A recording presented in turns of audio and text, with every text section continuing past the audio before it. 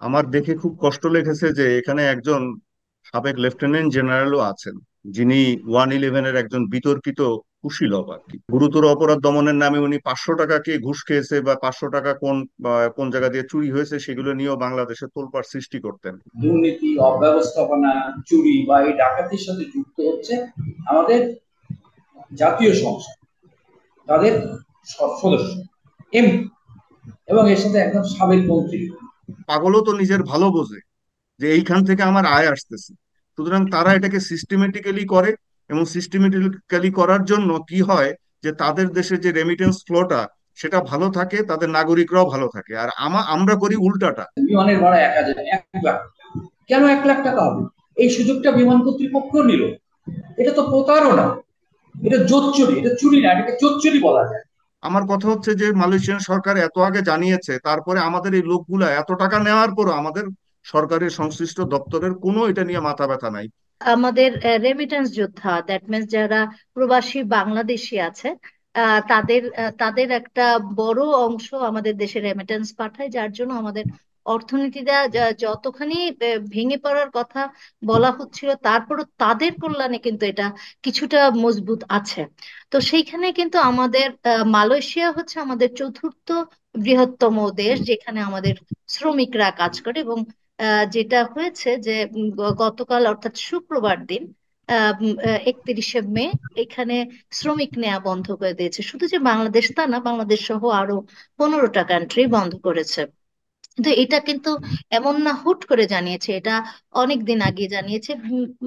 প্রায় 2 মাস আগে জানিয়েছে।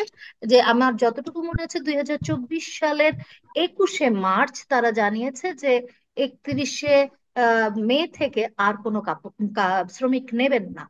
তো সেই ক্ষেত্রে কাল 31শে মে ছিল লাস্ট ডেট। এতে দেখা গেছে যে বহু মানুষ যেতে পারেনি, এবং টিকেটের ক্রাইসিসে তারা এয়ারপোর্টে বসে থেকেছে এবং কান্নাকাটি। ওইখানে একটা এয়ারপোর্ট, একটা মানে কি বলবো, যে একটা দুর্বিষহ এবং মানে দুঃখজনক একটা পরিস্থিতি সৃষ্টি হয়েছে। এবং এটা শুধু যে বাংলাদেশ বিমানবন্দরে হয়েছে, নট দ্যাট, মালয়েশিয়াতেও সেম ঘটনাই ঘটেছে। তো এইসব মিলিয়ে এরা যারা যেতে পারেনি বা তারা কিন্তু প্রায় আহ, অনেকেই, বেশিরভাগই 6.5 লাখ টাকা করে দিয়েছে দালালদেরকে। এবং এই দালালরা ঘুরিয়ে লাস্ট পর্যন্ত তারা যেতে পারেনি। তারা আহ, এক একজন কাঁদছিল আর বলছিল যে জমি বিক্রি করে, ব্যাংক থেকে ঋণ নিয়ে তারা এই টাকা দিয়েছে, এই টাকা এখন তারা কিভাবে শোধ করবে। সার্বিক বিবেচনায় আপনারা জানেন যে এই চক্রর সাথে, এই যে আদম আহ, পাঠানোর যে চক্র আছে, এর সাথে আমাদের সংসদ সদস্য 4জন ওতপ্রোতভাবে জড়িত। এর মধ্যে আমাদের আহ, অর্থমন্ত্রী বা পরিকল্পনা মন্ত্রীও ছিলেন। আহ, আহ, আহ, তিনিও কি, তার পরিবারও এর সাথে জড়িত। তো সবকিছু বিবেচনায় আপনারা কি মনে করছেন যে এই যে গরিব মানুষগুলোর উপর এত বড় একটা আঘাত, এটা আসলে আপনারা কিভাবে নিচ্ছেন? আমি প্রথমে আবু রুশ ভাই আপনার কাছে যাচ্ছি, প্লিজ। এই যে চারজনের কথা আপনি বললেন যে তাদের নাম বা মানে একটা প্রথম আলোতে মনে হয় রিপোর্টটা করেছে, আমার দেখে খুব কষ্ট লেগেছে যে এখানে একজন সাবেক লেফটেন্যান্ট জেনারেলও আছেন, যিনি 111-এর একজন বিতর্কিত কুশীলব আর কি। তিনি তখন গুরুতর অপরাধ দমন আপনার কমিটির প্রধান ছিলেন। এবং এই গুরুতর অপরাধ দমনের নামে আমি তাকে খুব ভালো করেই চিনি, তিনি আমাকে অনেক স্নেহ করতেন। তো গুরুতর অপরাধ দমনের নামে উনি 500 টাকা কে ঘুষ খেয়েছে বা 500 টাকা কোন জায়গা দিয়ে চুরি হয়েছে সেগুলো নিয়েও বাংলাদেশে তোলপাড় সৃষ্টি করতেন। আমার এখনো খেয়াল আছে, আমি তখন একটা দৈনিক পত্রিকায় সেখানে একটা রিপোর্ট পাঠালো তারা, গুরুতর অপরাধ দমন থেকে একটা প্রেস বিজ্ঞপ্তি পাঠালো যে খুলনাতে একজন সহকারী আপনার শিক্ষা অফিসার একজন মহিলাকে হাত বেঁধে মানে হ্যান্ডকাপ পরিয়ে বসিয়ে রেখেছে পাশে আমাদের সেনাবাহিনীর সদস্যরা, যে তাকে 1,000 টাকা ঘুষ খাওয়ার সময় ধরেছে। এটা খুব বিশাল ব্যাপার। তখন আমার সম্পাদক আমানুল্লাহ কবির সাহেব এটা দেখে বললেন যে এইভাবে একটা মহিলাকে যে ঠিক সে 1,000 টাকা তার সামনে রেখে, এটা দেখে কি বাহাদুরি হচ্ছে। মানে খুব দেশে খোলাফায়া রাশিদিনের শাসন তারা কায়েম করছিলেন, এখন তার নাম আমরা দেখছি, যে তার ছবি দেখছি আমরা এখানে, আমার লজ্জা লাগে। এখন এই লজ্জা কাকে বলবো? যাদের লজ্জা নাই তাদেরকে বলে কোনো লাভ আছে? বলে তো কোনো লাভ নাই। এবং এটা তো এখন থেকেই যে ঘটছে তা না, বিএনপি আমলেও এই একই বা মানে এই যে মালয়েশিয়া বলেন অন্যান্য দেশে যে শ্রমিক পাঠানোর ব্যাপারগুলো মধ্যপ্রাচ্যে এই দালাল চক্র, এবং তারা দালাল চক্র কারা হয়, যারা সরকারের সাথে থাকে তারা হয়। আজকে তো মানে বিএনপি যখন ছিল তখন তো আওয়ামী লীগের লোক আর এই দালালি করতে পারতো না, আর এখন আওয়ামী লীগ আছে আজকে 15 বছরের উপরে। তো এই 15 বছর তো অনেক বড় সময়, সুতরাং সবকিছু তারা গুছিয়ে নিয়েছে। তারা খুব এটাকে কোঅর্ডিনেটেড ওয়েতে করছে। আমি যতটুকু জানি যে বিদেশে একজন শ্রমিক যেতে মালয়েশিয়াতে 73,000 টাকা করে সরকারি ফি আর কি যেটা দিতে হয়। সেখানে আপনি বললেন 6.5 লাখ টাকা, 5 লাখ টাকা, 5.5 লাখ টাকা করে এই মানুষগুলো দিচ্ছে। দেখেন কত বড়, কতটুকু খারাপ লাগে যে এদের উপার্জিত ডলার দিয়ে বা বৈদেশিক মুদ্রা দিয়ে আমরা ফুটানি করছি। বাংলাদেশ বলছে যে আমাদের অর্থনীতি মানে উপরে উঠছে, বা যখন অর্থনীতি বিপদে এই গরিব এই লোকগুলো বিদেশে খেটে কাজ করে মাঠে ঘাটে খেটে তারা যে টাকাটা পাঠায় সেই টাকা দিয়ে বাংলাদেশের রিজার্ভের মধ্যে জমা হয়, এবং সেটা দিয়ে আমরা আমদানি করি এবং অন্যান্য অন্যান্য যে কাজগুলো সেগুলো করি, বেতন ভাতাও আসে হয়তো এইগুলো থেকে। আর এই লোকগুলোর প্রতি আমাদের কোনো খেয়াল নেই। আপনি অন্য সেটাই। দেশ, আপনি যদি আপনি যে বললেন যে 15টা দেশ মালয়েশিয়া করেছে, হ্যাঁ মালয়েশিয়া এটা ঘোষণা দিয়েছে বেশ আগে, আপনি খোঁজ নিয়ে দেখেন যে অন্যান্য দেশ যেমন ধরেন ইন্ডিয়া, পাকিস্তান, শ্রীলঙ্কা, এদের সরকারের যে সংশ্লিষ্ট দপ্তর আছে তারা আগের থেকে এগুলো ব্যবস্থা করে নিয়ে সুন্দর করে আপনি ওদের লোকগুলাকে ওখানে পাঠিয়েছে, যে যাতে সমস্যায় না পড়ে। কারণ তারা পাগলের মানে পাগলও তো নিজের ভালো বোঝে যে এইখান থেকে আমার আয় আসতেছে। সুতরাং তারা এটাকে সিস্টেমেটিক্যালি করে, এবং সিস্টেমেটিক্যালি করার জন্য কি হয় যে তাদের দেশে যে রেমিটেন্স ফ্লোটা সেটা ভালো থাকে, তাদের নাগরিকরাও ভালো থাকে। আর আমরা করি উল্টাটা। আমার কথা হচ্ছে যে মালয়েশিয়ান সরকার এত আগে জানিয়েছে, তারপরে আমাদের এই লোকগুলা এত টাকা নেওয়ার পরও আমাদের সরকারের সংশ্লিষ্ট দপ্তরের কোনো এটা নিয়ে মাথা ব্যথা নাই। এখন আমি কালকে দেখেন রাত্রেবেলা সন্ধ্যার দিকে একটা লাস্ট ফ্লাইট গিয়েছে, আপনার স্পেশাল ফ্লাইট করেছে বাংলাদেশ বিমানের, হুম। সেখানে ভাড়া নিয়েছে 1 লাখ টাকার উপরে, হুম। মানে শুধু যাওয়া। হ্যাঁ। মালয়েশিয়াতে এখানে ইকোনমি ক্লাসে যাওয়া আসায় 30-35 হাজার টাকা ভাড়া লাগে, যাওয়া এবং আসা, বা এখন হয়তো 40 হাজার টাকা লাগতো, বিজনেস চল্লিশ। ক্লাসে লাগতো আপনার 58,000 থেকে 60,000 টাকা। সেখানে যাওয়াটাই নিচ্ছে 1 লাখ টাকার উপরে। তাহলে হুম। এই 271 জন যাত্রী এই লাস্ট ফ্লাইটটাতে গিয়েছে। 271 জন যাত্রী কয়জন? আমাদের উচিত ছিল যে গত 15 দিন থেকে স্পেশাল ফ্লাইট বাংলাদেশ বিমানের আমাদের রিকুইজিশন করে এই ফ্লাইট গুলা দিনে 2বার করে পরিচালনা করে আমাদের এই লোকগুলাকে ওখানে পৌঁছে দেওয়া, আমরা সেটাও নেইনি। বরং আমরা কি করেছি, ওই যে টাকাগুলা নিয়েছি, এখন এই লোকগুলা কি হবে? এই লোকগুলা তার গ্রামের লোক, তারা ধরেন মানে এত আধুনিক বিশ্ব সম্পর্কে অত কিছু জানে না, সরকারি দপ্তরে তারা ঘুরতে পারবে না। তারা যেই টাকাগুলা দিয়েছে সেই টাকাগুলা তো যাবে, এবং তারা কান্নাকাটি করবে, বিভিন্ন জায়গায় ঘুরতে থাকবে, আবার দালালের চক্করে পড়বে। এগুলো হলো পাতি দালাল, মানে মেইন দালালের যেগুলো আর কি হুম। টেন্ডল আর হুম। কি, টেন্ডলের কাছে পড়বে। গ্রামের টেন্ডল, উপজেলার টেন্ডল, তারপরে জেলার টেন্ডল, ঢাকার টেন্ডল, এরকম ভাবে লেয়ার ওয়াইজ তারা পড়বে। এবং লেয়ার ওয়াইজে পড়ে এই তাদের 6 লাখ 6.5 লাখ টাকা সবাই ব্ল্যাঙ্কাই দিবে, চিনেই না তাদেরকে। তুমি টাকা দিছো, যেতে পারো না, আমি কি? এখন আমি আমার আমার মালয়েশিয়াতে আমি জীবনে যেই কয়টা দেশ ভ্রমণ করেছি, আমার মেয়ে যেহেতু একসময় ওখানে পড়তো, তো আমার অনেক মালয়েশিয়া যেতে হতো। আমি মালয়েশিয়ায় এই শ্রমিকদের উপরে যে মানে অবৈধ শ্রমিক বা বিভিন্নভাবে দালাল চক্রের দ্বারা প্রতারিত শ্রমিকদের যে কি অবস্থা আমি নিজের চোখে দেখেছি। একবার 2017 সালে কোরবানির ঈদের একদিন পরে আমি এবং আমার স্ত্রী ফেরত আসছিলাম। এয়ারপোর্টে বোর্ডিং ব্রিজের ওখানে যখন বসেছি তখন দেখলাম যে মালয়েশিয়ান ইমিগ্রেশন পুলিশ আপনার 10 থেকে 12টা বাংলাদেশি যুবককে তারা কাঁদছে, তাদেরকে মানে পাহারা দিয়ে নিয়ে এসে আমাদের পাশে বসালো। আমি জিজ্ঞাসা করলাম একজন পাশের শ্রমিককে, সে হু হু করে কাঁদছে। তার বাড়ি আমার নানার বাড়ির ওখানে মুন্সিগঞ্জে, সুতরাং আমি বুঝতে পারলাম সে কোন জায়গার। সে ছেলেটা বিএ পাস। তাকে তো সেই সময়ের কথা 5 লাখ টাকা নিয়েছে যে তাকে ওখানে গেলেই কাজ পাওয়া যাবে। আমি এই বরং আরো একটু রাগ হলাম এই ছেলেটার উপরে, যে তুমি বিএ পাস করেছো, তুমি ইন্টারনেট চালাতে জানো, তুমি তুমি তো এখনকার যুগে গ্রামেও ইন্টারনেট আছে, তুমি দেখলা না কেন? তুমি 5 লাখ টাকা একে দিলা কেন? সে বলতেছিল, ভাই আমি বাংলাদেশে কি করবো? আমি কি, কেন কি করবা? তুমি 5 লাখ টাকা দিয়ে তো অন্তত পক্ষে একটা ওই আপনার ফ্লেক্সিলোডের দোকান দিয়ে এটা দিয়ে সেটা দিয়ে তুমি গ্রামের মধ্যে 15-16-20 হাজার টাকা ইনকাম করতে পারতা। এখন বললো যে এরকম তো হয় না, আমাদের এলাকার লোক আমাদেরকে এরকম এই কয়জনকে নিয়ে আসছে 5 লাখ টাকা করে, ভিজিট ভিসাতে নিয়ে গেছে। এখন এই লোকগুলো সাধারণত বোঝেও না ভিজিট ভিসা কোনটা, ওয়ার্ক ভিসা কোনটা, এগুলো বোঝে না। তাদেরকে হুম। ওখানে নিয়ে গেছে। তারা ঈদের আগে গিয়ে পৌঁছেছে, পৌঁছানোর পরে যেহেতু ঈদ ছিল, মালয়েশিয়ান পুলিশ ওদেরকে এয়ারপোর্টে ডিটেনশন সেন্টারে মানে আটকে রেখেছে। তারপর ঈদের একদিন পরে এদেরকে ফেরত পাঠিয়ে দিচ্ছে। এবং আমি যতবার মালয়েশিয়ার থেকে ফেরত আসতাম আমি দেখতাম যে প্রচুর বাংলাদেশিকে ওরা ডিপোর্ট করছে। এখন দেখেন ওখানে ইন্ডিয়ান শ্রমিক আছে, পাকিস্তানি শ্রমিক আছে, শ্রীলঙ্কান আছে, ফিলিপিনো আছে। আপনি খোঁজ নিয়ে দেখেন, কোন দেশের ক্ষেত্রে বাংলাদেশের মতো এরকম অবস্থা বা এরকম অবস্থা আপনি কোথাও পাবেন, ওই দেশে পাবেন না। আপনার ইন্ডিয়ান শ্রমিকরা ওরা খুব সুন্দর করে ওদেরকে, যারা যেই এজেন্সি গুলো আনে তাদেরকে একদম, তারা বেশিরভাগ থাকে ট্রেন, যেমন ধরেন প্লাম্বার, ইলেকট্রিশিয়ান। হুম তারপরে হুম তারা হুম তো ইংরেজি বলতে পারে, তাদের একটা বড় সুবিধা হচ্ছে ইংরেজি বলতে পারে, তারা ছোটবেলা থেকে তাদের দেশে ইংরেজি গুলো শিখায়। তা আমি নিজেও দেখেছি যে 5 স্টার হোটেলে আপনার আমাদের বাংলাদেশি শ্রমিক বিএ পাস, তারা ক্লিনারের কাজ করছে, আর তাদের যে সুপারভাইজার ওই লোকটা হচ্ছে গিয়া ইন্ডিয়ান, আরেকজন যে ম্যানেজার পদে আছে ওই লোকটা পাকিস্তানি। কেন? ওই সুপারভাইজারটা কিন্তু ইন্টারমিডিয়েট পাস। ওর একটাই খালি সুবিধা যে সে, তাকে ইংলিশ বলতে শেখানো পারে। হয়েছে ইংরেজি বলতে পারে, কমিউনিকেশন করতে পারে, এবং সে ম্যানার এটিকেট গুলা, মানে কিভাবে বিদেশে চলতে হয়, কিভাবে কথা বলতে হয়, কিভাবে কাপড় পরতে হয়, এই জিনিসগুলো ওদের। আমি ওই লোকটাকে জিজ্ঞেস করছি, ছেলেটাকে খুঁটিয়ে খুঁটি, যে তোমাকে কি এগুলোকে শেখানো হয়? বলে যে হ্যাঁ, আমাদের যে এজেন্সি পাঠিয়েছে তারা আমাদেরকে এরকম সবকিছু শিখিয়ে, তারপরে একটা হোটেলে কাজ করতে গেলে কি কি করতে হয় সেটারও একটা শর্ট 7 দিনের একটা মানে ট্রেনিং কোর্স। দিয়ে তাকে পাঠিয়েছে। সে হচ্ছে কি, সে যে বেতন পাচ্ছে বাংলাদেশের 5টা 10টা শ্রমিকও সেই টাকাটা পাচ্ছে না। হুম বিএ পাস করে গিয়ে সে ইন্টারমিডিয়েট পাস করে একটা ইন্ডিয়ানের আন্ডারে বা পাকিস্তানির আন্ডারে চাকরি করতে বাধ্য হচ্ছে।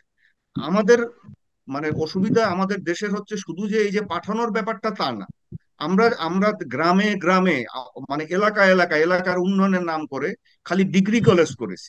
কিন্তু ডিগ্রি কলেজ না করে আমরা যদি ভোকেশনাল ট্রেনিং ইনস্টিটিউট করতাম, যে 2 মাসের কোর্স, আমরা পানির মিস্ত্রি, ইলেকট্রিক মিস্ত্রি, তারপরে আপনার ধরেন নার্স, এগুলো যদি তৈরি করতাম, তাহলে দেখতেন আমাদের যে এখন রেমিটেন্স যদি আমরা 100 টাকা পাই, এই রেমিটেন্স তার 300 টাকা হয়ে যেত।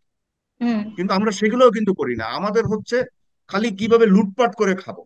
এই যে 4 জনের নাম আসছে, এদের 4 জন তো মানে ধরেন শুধু নাম আসছে, আরো এরকম কত চার আছে, আপনি গিয়ে দেখবেন ট্রাভেল এজেন্সির মালিক এটা সেটা অমুক তমুক এমপি, সরকারি কর্মকর্তা, মানে আপনি পাগল হয়ে যেতে হবে এখানে গেলে। এবং এখানে তো এই আরেকটা যেটা গরিব লোক। তথ্য আমি দিতে চাচ্ছি সেটা হচ্ছে যে এই যে বেসরকারি এজেন্সিগুলি যেগুলো নিচ্ছে 4.5 লাখ থেকে 6.5 লাখ, এর মধ্যে কিন্তু সিন্ডিকেট যারা নিয়ন্ত্রক তাদেরকেই কিন্তু 1,42,000 টাকা দেয় এই এই এজেন্সিগুলি। তার মানে ওই যে মানে কুক্ষিগত একটা সিন্ডিকেট তৈরি হয়েছে, সেই সিন্ডিকেট বসে বসে কিন্তু এই টাকাটা নিচ্ছে। এটা কিন্তু মানে এটাও আমি শ্রমিক জাস্ট থেকে একটা, যাচ্ছে দেখেন। এটা একটা। আর আরেকটা দেখেন, জাতিসংঘ কিন্তু এর মধ্যে একটা রিপোর্ট তারা প্রকাশ করেছে যে বাংলাদেশি শ্রমিকরা কিরকম মানবেতর অবস্থায় রয়েছে, এবং তারা বাংলাদেশ এবং মালয়েশিয়া দুই দেশকে কিন্তু 60 দিনের একটা সময় বেঁধে দিচ্ছে যে এর মধ্যে তোমরা এর উত্তর দাও কেন এরকম করা হচ্ছে শ্রমিকদেরকে।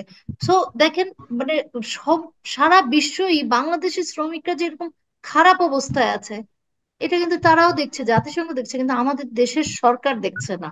সো আমি একটু শুধু ইয়ার কাছে শ্রমিকদের, যাচ্ছি। জি, বলেন। শুধু শ্রমিকদের কথা বলছেন কেন? আজকে আপনি বাংলাদেশের পাসপোর্টের মান ধাই ধাই করে নামছে। আপনি আমি নিজে মালয়েশিয়াতে আগে গিয়েছি অনারাইভাল ভিসায়। আপনার সিঙ্গাপুরে ছিল অনারাইভাল ভিসা, হংকং এ ছিল, এবং সর্বশেষ ছিল নেপাল, এবং এই যে আপনার শ্রীলঙ্কাতে, মালদ্বীপে, শ্রীলঙ্কায় অনারাইভাল ভিসা বন্ধ করে দিয়েছে। বাংলাদেশি এই মানে আমাদের যে নৈরাজ্য অব্যবস্থাপনা, এই অব্যবস্থাপনার কারণে এই যে দালাল চক্র বিভিন্ন জায়গায় মানব পাচার করে, মানব পাচার করার জন্য বৈধ যে শ্রমিকরা বা বৈধ যে মানুষরা যাতায়াত করবে একটা দেশে, সেই জিনিসগুলো আস্তে আস্তে কিন্তু বন্ধ হয়ে যাচ্ছে। আমরা নিজের পায়ে নিজেরা কুড়াল মারছি, কিন্তু তাতে তো কারো কিছু যায় আসে না। ওই যে আবার যে কমিশন খাচ্ছে 1 লাখ কত হাজার টাকা আপনি বললেন, আপনি চিন্তা বিয়াল্লিশ করেন, হাজার 1,42,000। মাল্টিপ্লাই করেন আপনি 1 লাখ 1,42,000, 1 লাখ শ্রমিক গেলে, 50,000 শ্রমিক গেলে, 40,000 শ্রমিক গেলে কত টাকা হয়? তারা বসে বসে পাচ্ছে। কিভাবে পাচ্ছে? তারা শুধু কোনো একটা পদ হোল্ড করে, কোন একটা হুম পদে বসে আছে। সুতরাং তাদের একটা চক্র, তারা তো মজবুতিতে আছে। তারা বা ঢাকায় ওডি গাড়ি কিনবে, গুলশানে বাড়ি ফ্ল্যাট কিনবে, মালয়েশিয়াতে ফ্ল্যাট কিনবে, সেকেন্ড হোম করবে, দুবাইতে ফ্ল্যাট কিনবে। তারা আরামে, তাদের তো কিছু যায় আসে না। বাংলাদেশ গুল্লি মারো, বাংলাদেশের সাধারণ মানুষ না যা খুশি তা করে বেড়াক। বাংলাদেশের প্রত্যেকটা জায়গায় এরকম হয়েছে। আপনি ব্যবসা করতে যাবেন, শুধু এটা বলছেন, ব্যবসা করতে গেলেও এরকম পদে পদে আপনাকে হেনস্থা করে এমন অবস্থা করবে যে আপনি ব্যবসা করতে পারবেন না, খালি 2 নম্বর ব্যবসা করতে পারবেন যদি এই চক্রের মধ্যে আপনি ঢুকতে পারেন। আপনি প্রকল্পের অবস্থান গুলা দেখেন, জাপানি প্রকল্প ছাড়া আর একটা প্রকল্প দেখেন যে যেখানে দুর্নীতি হয়নি। আমাদের এই চক্ররা খালি খাচ্ছেই আর খাচ্ছে, কত যে খাবে আল্লাহ আল্লাহ জানে, এ খাওয়ার কোনো শেষ নাই। এখন আমরা আসলে হয়েছি কি, আমরা ধরেন চায়নার কথা ধরেন, চায়না তো একটা গণতান্ত্রিক দেশ না, একটা কমিউনিস্ট কান্ট্রি, কিন্তু আপনি দেখেন তাদের একটা সিস্টেম দাঁড় করিয়েছে। তাদের system one of the finest in the world. তারা সেই সিস্টেমটার মাধ্যমে তাদেরও কিন্তু চায়না থেকেও কিন্তু প্রচুর মাইগ্রেশন হয়। সেই মাইগ্রেশন গুলা হয় কোথায়? ইউরোপে, আমেরিকায়, অস্ট্রেলিয়া, এইসব জায়গায়। তারা কাদেরকে পাঠায়? প্রশিক্ষিত জনগোষ্ঠীকে পাঠায়, যারা ওইখানে গিয়ে একটি সুন্দর চীনা সমাজ তৈরি করতে পারে, একটা সংঘবদ্ধ একটা শ্রেণী তৈরি করতে পারে। চাইনিজরা আজকে অস্ট্রেলিয়ান সরকারের মধ্যে প্রভাব বিস্তার করতে পারে, তাদের পিএইচডিরা যাচ্ছে, সফটওয়্যার ইঞ্জিনিয়াররা যাচ্ছে, ডাক্তাররা যাচ্ছে, সব যাচ্ছে। আমরা কিন্তু এরকম কোনো কিছুই করতে পারছি না। শুধু শ্রমিকদের কথা বলবো কেন, আপনি নার্সের যে চাহিদা কানাডায়, আমেরিকায়, ব্রিটেন এবং অন্যান্য জায়গায়, আমরা কিন্তু নার্স তৈরি করছি না প্রশিক্ষিত। এবং আমি শুনেছি যে ব্রিটেনে যে এই যে কেয়ার গিভার বা নার্স যাদেরকে নেওয়া হয়, আমাদের এখান থেকে যারা যায় তারা ঠিক সেরকম প্রশিক্ষিত না, দালালরা কাগজপত্র তৈরি করে তাদেরকে নিয়ে যায়, যে সে 10 বছরের অভিজ্ঞতা আছে, 5 বছরের অভিজ্ঞতা আছে, এরকম করে নিয়ে যায়। আমরা তো আসলে নিজেরা নিজেদের সমস্ত কিছু ধ্বংস করছি। এক সময় যদি এরকম হয় যে আমাদের এভাবে সমস্ত জায়গা থেকে যদি দরজা বন্ধ হয়ে যায়, আমাদের ইনকাম কমে যাবে, তখন এই যে মানে আপনার যারা কমিশন খাচ্ছেন বা যারা দুর্নীতি করছেন, এক একজন 4 জনের যে নাম এসছে, এরকম যে আরো 4 জন আছেন, তারা তখন কি করবেন? বা ভালো কথা, আপনারা টাকা কামিয়েছেন, কিন্তু পরের লেয়ারে টাকা কামাবেন কিভাবে? দেশটা যদি আপনার একটা স্বাভাবিক পর্যায়ে না নিয়ে যায়, হ্যাঁ ইন্ডিয়া তো টাকা কামায়, আমি অস্বীকার করি না, কিন্তু তারা তাদের দেশটাকে ঠিক রেখে, তাদের আয়টাকে ঠিক রেখে তারপরে কামায়। আমরা তো সেটা করছি না। লুটপাট করো আর খাও, লুটপাট করো সে আর ওই যে খাও, বলে না যে সাধারণ সোনার মানুষ। ডিম পাড়া হাঁসকে জবাই করে যদি হাসি খেয়ে ফেলে তাহলে হ্যাঁ, ডিম আর জবাই করে পারবে কে? দিচ্ছি, আপনি বলেন জবাই করে আমি দিচ্ছি। একটু মাহবুব ভাইয়ের কাছে আমাদের যাই। মাহবুব উনি, ভাই, আমাদের এই যে আনিস মাহবুব ভাই ভাই আপনার তো কাছে আমার আবার আসবো, কলিগ আমি একটু ছিলেন। মাহবুব ভাইয়ের কাছে যাই। মাহবুব ভাই, আপনি হ্যাঁ, মাহবুব রুশ ভাই তো, ভাইয়ের আমি কথা এক শুনছেন? সেকেন্ড একটু বলে নিই, মাহবুব ভাই তো আমার কলিগ ছিলেন দৈনিক যায় যায় দিনের। মাহবুব ভাই আমার অনেক সিনিয়র, মাহবুব ভাই আরো ভালো জানেন সাংবাদিকতা। মাহবুব ভাই বলুক যে আমাদের কি দিনকে দিন এইসব ব্যাপারে আমাদের অধঃপতন হচ্ছে না? আমরা কি এই ব্যাপারে আমাদের ন্যূনতম কোনো নজর আছে? কোনো নজর তো নাই। সেটাই। জি জি মাহবুব মাহবুব ভাই। ভাই, আপনার কাছে যাই। আসলে রুশ ভাই ঠিকই বলেছেন এবং এত বিস্তারিত বলেছেন। বিশেষ করে আমাদের এই টেরিটরিয়াল যোদ্ধাদের প্রতি অমর্যাদা, অব্যবস্থাপনা এবং অন্যান্য দেশ কিভাবে তাদেরকে কিভাবে তারা মানে দক্ষ মানব সম্পদ পাঠায় ইত্যাদি। তো এত বিস্তারিত বলার পরে এই বিষয়টা নিয়ে আর আমি মানে এই বিষয়টা না দিয়ে আমি একটু অন্য জায়গায় যেতে চাই। সেটা হলো যে এই দুর্নীতি মানে যেটা এই রিপোর্ট থেকেই আমরা যেটা দেখছি, এই দুর্নীতি, অব্যবস্থাপনা, চুরি বা এই ডাকাতির সাথে যুক্ত হচ্ছে আমাদের জাতীয় সংসদ, তাদের সদস্য, এমপি, এবং এর সাথে একদম সাবেক মন্ত্রী এবং তার আত্মীয় স্বজন, তার স্ত্রী, তার ছেলে মেয়ে, তার কন্যা, তার জামাতা, তার মানে এমপি এবং এমপি পরিবার। এই ঘটনার মধ্য দিয়ে আমরা একটা জিনিস দেখছি যে আমরা সংসদটাকে একটা লুটপাট, চুরি, ডাকাতির আড্ডাখানায় পরিণত করছি।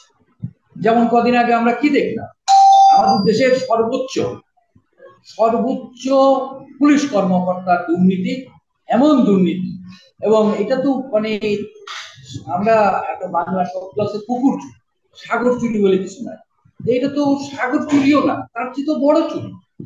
এবং এটা মহাসাগর। সরকারের সহযোগিতা ছাড়া এটা সম্ভব। অর্থাৎ সরকারের মেশিনারিজ এর মধ্যে মানে এটা এমন ভাবে এই দুর্নীতি ঢুকে পড়েছে বা এই দুর্নীতির বিরুদ্ধে একদিকে আমাদের প্রধানমন্ত্রী, আমাদের সরকারের পক্ষ থেকে বলা হয় দুর্নীতির ব্যাপারে জিরো টলারেন্স, কিন্তু আমরা কার্যত কি দেখছি, জিরো টলারেন্স যদি থাকে তাহলে এইভাবে দুর্নীতি হয় কেন? হয়তো কথা না, হয়তো বলবেন, হয়তো প্রশ্ন তুলতে পারেন যে দুর্নীতি নাই এমন কোন দেশ আছে না? হ্যাঁ, দুর্নীতি আছে। এমনকি কমিউনিস্ট কান্ট্রি, যে দেশের কথা রুশ ভাই বললেন, ঠিক সেখানেও কিন্তু দুর্নীতি আছে। কিন্তু সেখানে দুর্নীতি হলে কি হয়? মৃত্যুদণ্ডের সম্মুখীন হতে হয় অথবা যাবজ্জীবনের সম্মুখীন হতে হয়। আমাদের দেশে কি হয়? দুর্নীতি করলে কদিন জেলে গেল, তারপরে কি হলো? জেল থেকে বেরিয়ে এসে টাকা পয়সা সব আলাদা। আমরা অতীতে দেখেছি আমাদের এই সন্দ্বীপের একজন এমপি, তিনি ব্যাংকে পুরো টাকা মেরে দিলেন, সেই মানে বহু আগে, 80 দশক 92 দশক। তারপরে কি হলেন? তিনি আবার এমপি হলেন, কি হলেন তিনি আবার সেই সরকারি দল আওয়ামী লীগে থাকেন। অর্থাৎ মানে একটা ওয়াশিং মানে মানে আমাদের জেলখানাও একটা ওয়াশিং মেশিনে পরিণত হয়েছে। জেলখানায় গেলে জেল থেকে বেরিয়ে আসলে তাকে আমরা মানে ধুয়ে মানে একেবারে পুত পরিষ্কার করে পবিত্র, দিচ্ছি। পুত পুত পবিত্র ভাবছি। পবিত্র। তো জি। কাজেই আমাদের এই হাত দিতে হবে। আমরা মানব সম্পদ করব, আমরা আমাদের ট্রেনিং দেব, আমাদের নার্সেস ট্রেনিং দেব ইত্যাদি এই বিষয়গুলো পরে। আমার মনে হয় প্রথম যে কাজটা করা দরকার সেটা হচ্ছে তাৎক্ষণিক যে বিষয়টা আমার আলোচনার বিষয় হওয়া উচিত এই মুহূর্তে, সেটা হচ্ছে যে এই যে দুর্ভোগের সৃষ্টি হলো, ভাই কারেক্টলি বলেছেন বিমানের ভাড়া 1,000 1 লাখ। কেন 1 লাখ টাকা হবে? এই সুযোগটা বিমান কর্তৃপক্ষ নিল। এটা তো প্রতারণা, এটা জোচ্চুরি, এটা চুরি না, এটাকে জোচ্চুরি বলা যায়। তাহলে রাষ্ট্র তাহলে কি করে? আমি তো জানি রাষ্ট্রের হাত অনেক লম্বা, এবং আমি জানি না এবং সত্যি রাষ্ট্রের হাত কিন্তু সত্যিই খুব লম্বা। যদি কেউ বিরোধী দল করে, যদি রাষ্ট্র বিরুদ্ধে কেউ কথা বলে, রাষ্ট্র সরকারের বিরুদ্ধে কথা বলে, তখন তাদের হাত এত লম্বা, তারা একবারে মাটির তলা থেকে খুঁজে এনে তাদেরকে গ্রেফতার করে তাদের বিরুদ্ধে ব্যবস্থা নেয়। কিন্তু এই চোর ডাকাতদের বিরুদ্ধে রাষ্ট্রের হাত একেবারে গুটাই বসে। এই যে ঘটনা, তাৎক্ষণিক ঘটনা, আজকে এই শ্রমিকদের যে বিমানবন্দরে যে অপেক্ষা, আপনি বললেন যে আরো কয়েক মাস আগে 21শে মার্চে তাদেরকে আমাদেরকে জানিয়ে জানানো দেওয়া হয়েছে, হয়েছিল সরকারকে জানিয়ে দিয়েছে। 21শে মে হবে মানে এই মেয়াদে পাঠানোর শেষ তারিখ। এইটা জানার পর এই যে এমপি সাহেবরা, আমি তো ঠিক জানি তারা কিছু লেখাপড়া শিখেছে, হ্যাঁ, আর কিছু না সার্টিফিকেট তো আছে, ইউনিভার্সিটি সার্টিফিকেট আছে। তাহলে এই মূর্খগুলো এরা কি এটা দেখে নাই? তারপরে সরকারের যারা কর্মকর্তা, সরকার না, আমাদের যারা আমলা, আমাদের আমলারা দেখে নাই? আমরা শুধু এমপি, শুধু এমপির আত্মীয় স্বজনকে ধরলেই হবে না। এই সিন্ডিকেট, এই সিন্ডিকেট তো আমাদের জাতীয় জীবনের সর্বক্ষেত্রে এই সিন্ডিকেটের পাল্লায় পড়ে গেছে। আলু সিন্ডিকেট, পেঁয়াজ সিন্ডিকেট, ডিম সিন্ডিকেট, তারপরে এই আদমের সিন্ডিকেট। আদমের সিন্ডিকেট অবশ্য অনেক আগে হয়েছে, এটা অনেক আগে থেকে এই সিন্ডিকেটটা অত্যন্ত শক্তিশালী হয়েছে। আগে এটা ব্যবসায়ীরা সিন্ডিকেট করেছিল, এখন এমপি মন্ত্রীরা সিন্ডিকেট। আমার মনে হয় এই সিন্ডিকেট ভাঙার ব্যবস্থা নিতে হবে এবং একে সরকারকেই দায়ী দায়িত্ব নিতে হবে। এটা আমরা শুধু আলোচনা করলে হবে না, এর বিরুদ্ধে মানে গণবিক্ষোভ, এর বিরুদ্ধে ব্যাপক মানে গণপ্রচারণা তো করতে হবে।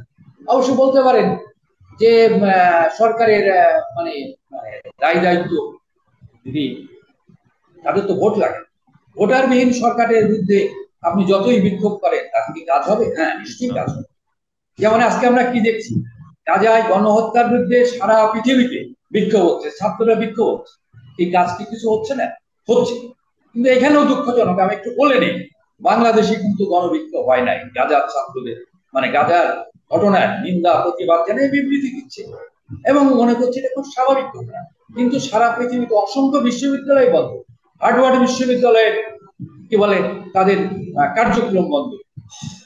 আমাদের মানুষগুলো কেমন জানি না, মানে আমার কাছে আমি খুব মানে কেমন জানি নির্বোধ হয়ে আমরা যাচ্ছি আসলে আমরা বলছি। সবকিছুই আসলে সহ্য করতে করতে এখন আমরা আর মানে প্রতিবাদের ভাষাই বোধহয় আমাদের নষ্ট হয়ে গেছে, হারিয়ে ফেলছি। তবে যেটা হলো, আমি লাস্ট পর্যন্ত যে খবরটা জানলাম যে বাইরা, যেটা হচ্ছে রিক্রুটিং এজেন্সি যে সংগঠন, বাইরা ও এবং প্রবাসী কল্যাণ মন্ত্রণালয় বলেছে যে যারা যেতে পারেনি তাদের টাকা ফেরত দেওয়ার ব্যবস্থা করবে। এটা আশ্বস্ত করেছে। আসলে আশ্বাস যে কতটুকু বাস্তব হবে সেই প্রশ্ন থেকেই যাচ্ছে।